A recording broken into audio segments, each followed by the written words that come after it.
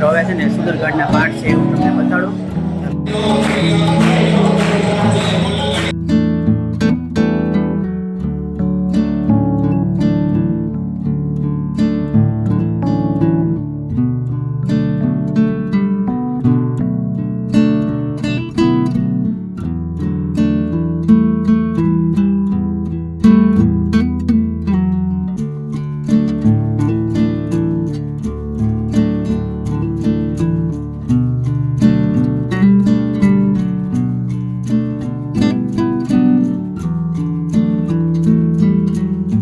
મિત્રો ફરીથી એક મારા નવા બ્લોગ ને વિડીયો અંદર આપનું હાર્દિક સ્વાગત છે. તો મિત્રો કેમ છે તમે બધા મજામાં છો? મિત્રો હું પણ મજામાં છું. તો મિત્રો બધાને જય માતાજીને રમાદેવ. તો મિત્રો આપણે હાલ અત્યારે આવી ગયા છીએ ભૂખ્યાના ભોજન સંસ્થા છે મહુવાની અંદર. ત્યાં આજે સુંદરકાંડના પાઠ છે અને ઘણું બધું સરસ મજાનું આયોજન છે.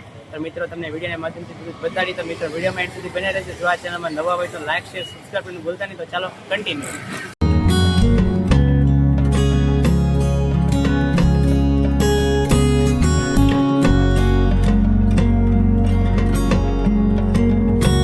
મિત્રો આપણે અત્યારે અહીંયા પહોંચી ગયા છીએ. જોવા મિત્રો અહીંયા છે ને જો આપણે નામ તો વાંચી લો, ભૂખ્યાના ભોજન સંસ્થા છે એનું રસોડું.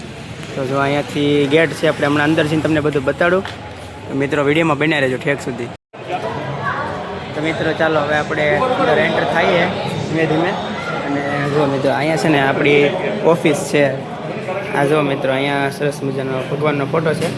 મિત્રો જો અહીંયા અત્યારે સ્ટોર રૂમ છે. જો અહીંયા બધું અત્યારે સ્ટોર છે, બધું જુઓ ઘઉં ને બધું.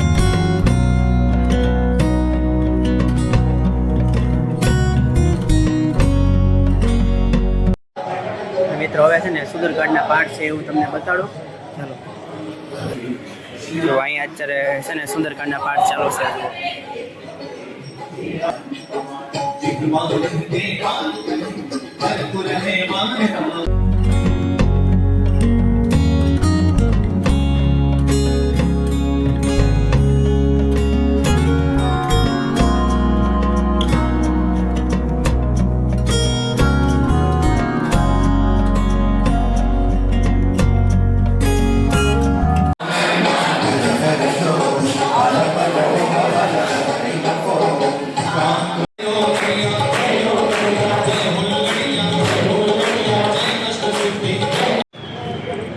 આપણે અત્યારે જઈએ છીએ. અહીંયા સરસ મજાનું રસોડું છે ને અહીંયા જમણવારનું આયોજન છે. જો અહીંયા મોટર છે, અહીંયા આપણી વાડી રાખેલી છે. જો અહીંયા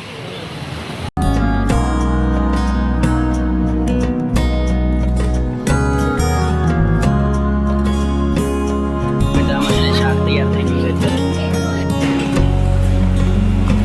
ટમેટો અત્યારે પૂરી તરાઈ રહી છે.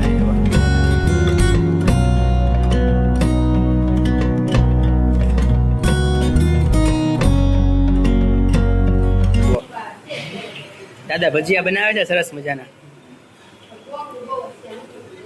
દાદા સીતારામ.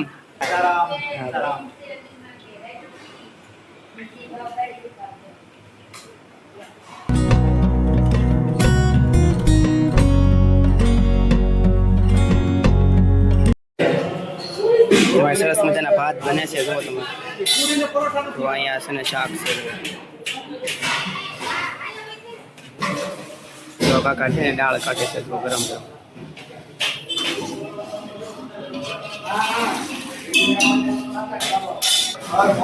આમાં સલાડ છે અને અહીંયા જો મિત્રો શીરો છે. આમાં અહીંયા છે થાળ બનાવે છે.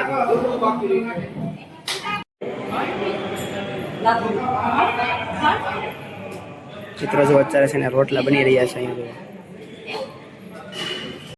મિત્રો આપણે છે ને અત્યારે અહીંયા વાડી છે ત્યાં આપણી અંદર છે. અને મિત્રો અહીંયા છે ને જમણવારનું આયોજન છે. અને હમણાં મેં તમને બધું બતાવ્યું કે અહીંયા કઈ કઈ રીતના બધી વસ્તુ બને છે.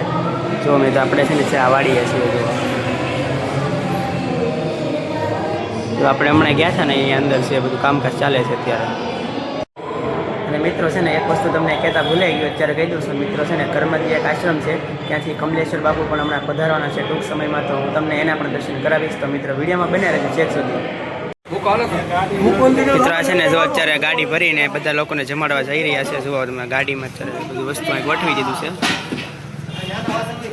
તો આ વસ્તુ ચડાવે છે કાકા. જો મેં ત્યાં બધી વસ્તુ ગોઠવે છે, શાક રોટલી ભજીયા ને બધું.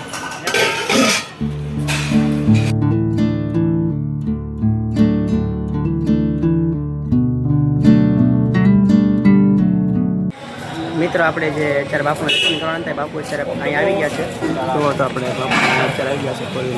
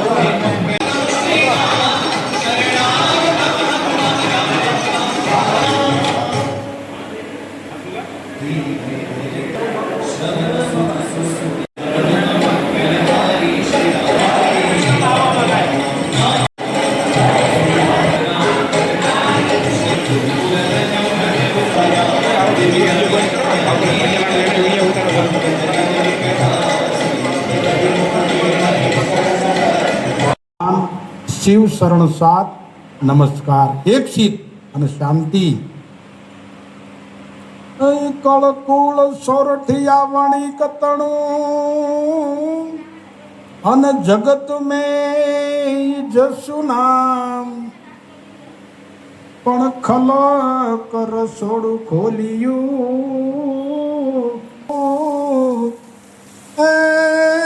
એને સહાય કરે સીતારામ અને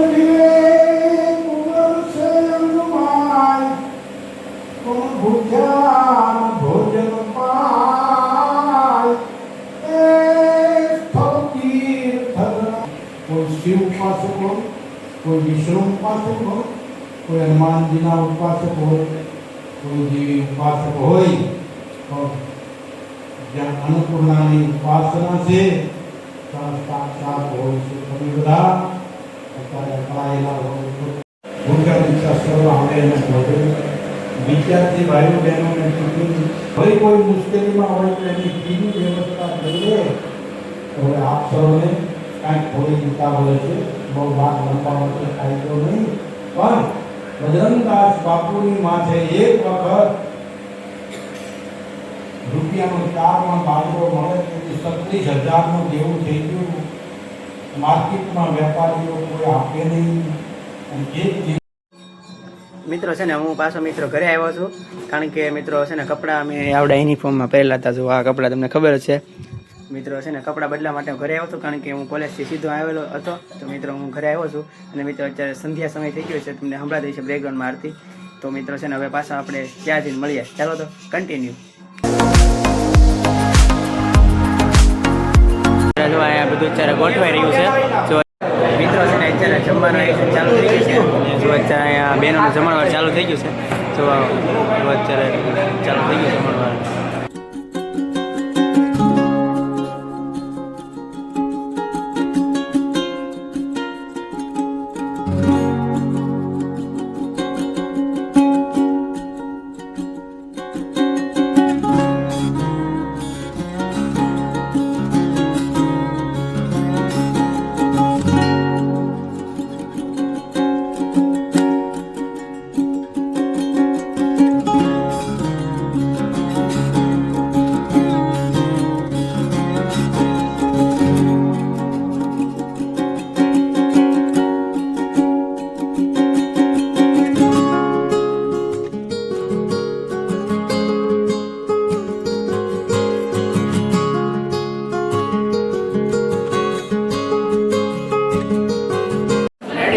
મિત્રો આપણે અત્યારે જમવા બેસી ગયા છીએ અને જો જમવામાં આવી બધી આઈટમ છે અને જો અહીંયા આપણા બધા મિત્રો બેઠા છે જો બાજુમાં તો અહીંયા છે અને જો અહીંયા આપણે બધા મિત્રો બેઠા છે જો અને આ સાઈડ જો બીજા બધા લોકો જમે છે અત્યારે ચાલો આપણે જમીન પછી પાછા મળીએ. A few moments later. તો મિત્રો આપણે પાછા અત્યારે ઘરે પહોંચી ગયા છીએ અને મિત્રો અમે અત્યારે જમી કારવીને વી આવ્યા છીએ ઘરે. અને મિત્રો આજનો કાર્યક્રમ આપણે પૂરો થઈ ગયો છે. તો મિત્રો આજનો વ્લોગ તમને કેવો લાગે છે તો કમેન્ટમાં જરૂર કહેજો. અને મિત્રો છે ને આપણે ભૂખ્યાના ભોજન સંસ્થાથી ત્યાં આપણે બીજા પણ 3 થી 4 વ્લોગ મૂકેલા છે.